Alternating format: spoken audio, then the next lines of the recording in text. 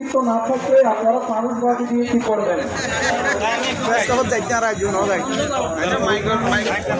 এখনো নতুন হয়নি। যারা নতুন ভবন দোতলায় মানুষ তৈরি করছেন, আমি আপনাদের প্রতি দৃষ্টি আকর্ষণ করে আজকে আমরা মানববন্ধনে সবাই মিলিত হওয়ার জন্য একত্রিত হয়েছি। এটা আমাদের অস্তিত্বের প্রশ্ন। আমরা বাঙালি বৌদ্ধ হিসেবে, শুধু বাঙালি আমি বলবো না, বাঙালি হিসেবে এই যে পাহাড়ে এই যে বর্বরচিত যে হামলা এবং সেই সাথে বাংলাদেশের প্রতিটা ক্ষেত্রে প্রতিটা উপাসনালয়ে যে হামলা হচ্ছে এর তীব্র নিন্দা জানাচ্ছি এবং সেই সাথে প্রতিবাদ জানাচ্ছি। দোষীদের যেন অবিলম্বে গ্রেফতার এবং দৃষ্টান্তমূলক শাস্তি দেওয়া হয়।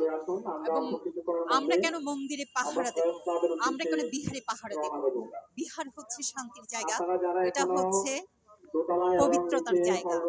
এখানে কেন কিছু মানুষ এখানে এই বিহারটাকে তারা সাম্প্রদায়িক উদ্দেশ্যে তারা এখানে হামলা করবে এবং আমাদের এই শান্তির জায়গাকে তারা অশান্তিতে পরিণত করবে?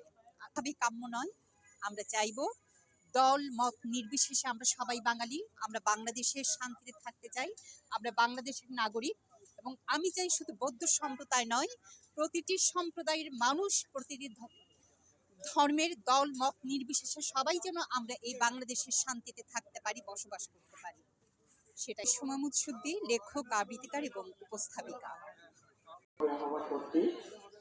আপনারা এখনো পর্যন্ত যারা দোতলার উদ্দেশ্যে রওনা দেবেন,